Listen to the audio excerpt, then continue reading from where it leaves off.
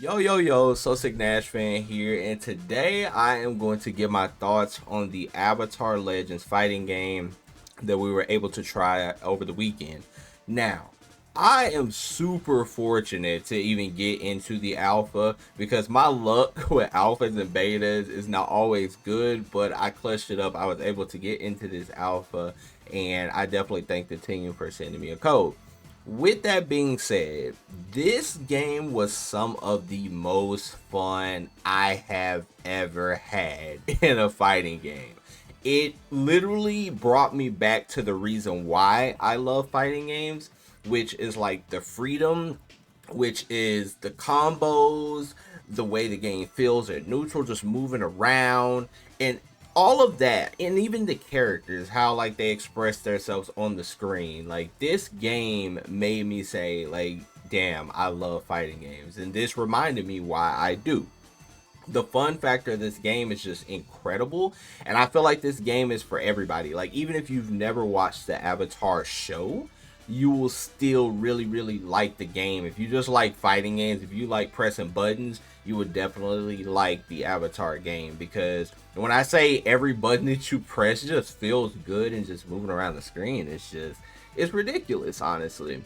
And it surprised me because I wasn't sure how I was going to feel about the game. Now, yes, I did watch Avatar The Last Airbender, and I finished it all the way from start to finish. So, yes, I'm familiar with these characters.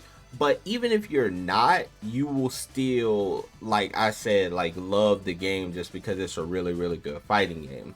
And the speed of the game, a lot during my stream I kept telling like people, hey, like to me this game feels like more of a like ggxx speed of the game, because it has that feel that it's not sluggish at all. It has that feel of like a super like anime, like Marvel-esque type game where it's just really fast. You're moving around, you're pressing a lot of buttons, and the movement options are like crazy in this game. So you're just constantly like moving, and like a lot of people love that in a fighting game, to just be able to constantly just move around the screen actively and not feel sluggish, and just being able to be free and freedom and not locked by the system, because a lot of fighting games, they'll lock you into the system where you can't move, or there's just restrictions, right? Well, this game doesn't have those said restrictions, and because of that, it makes the game super fun. So kudos to the team for doing that.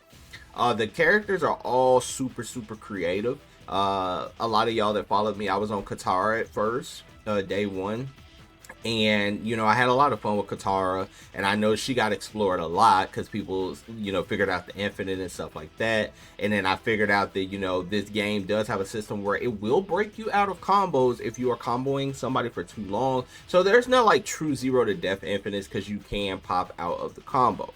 But I switched over to Aang later on in the alpha, and oh my god, when I tell you, I had so much enjoyment playing Aang, because that man had the sauce. Now, a lot of people weren't really playing him in the alpha, which made sense because a lot of what you had to do with Aang like required a lot of labbing. It required a lot of studying and trying to formulate some combos, because he really didn't flow together like everybody else. But once you understood the flow of Aang, he had some really sick combos, and by the end of the alpha, a lot of people created some really devastating and damaging combos. So Aang was definitely cooking at the end, but it just took us time to like figure it out because we only had a few days in the alpha. So yeah, I had a lot of fun with Aang, and of course, y'all know I'm a huge Azula fan, so I will be maining Azula when the game actually comes out. But I enjoyed Aang so much in this alpha, even more than Katara, because I thought I was gonna like Katara more, but I actually like Aang a lot more. And just the combo freedom in the game is ridiculous, because you just feel like you can do whatever. And I love a fighting game that just lets players express themselves. And like I said, the system does not limit you from doing whatever you want, especially with a character like Aang, because he has the whole win mechanic. So you could come up with a lot of creative like setups and combos just because of the win is either push or pulling you. So really cool. Variation system cooked.